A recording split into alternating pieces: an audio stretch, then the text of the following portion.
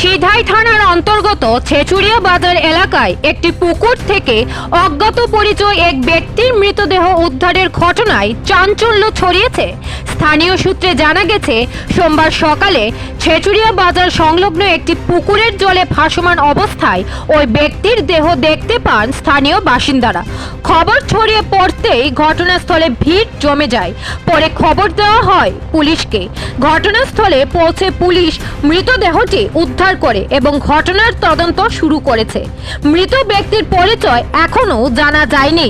কিভাবে তার মৃত্যু হয়েছে, তিনি কিভাবে পুকুরে পড়লেন বা এর পেছনে অন্য কোনো কারণ রয়েছে কি না তা খতিয়ে দেখছে পুলিশ।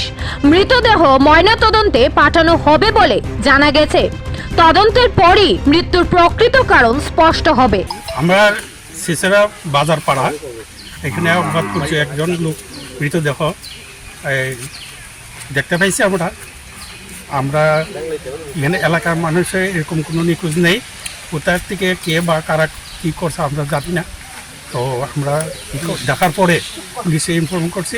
পুলিশ ওখানে আসছে না, মনে হয় কিছুক্ষণের মধ্যে সিধাই না লেফুঙ্গা থানা সিধা কি আছে। আপনারা কখন জানতে পেরেছেন?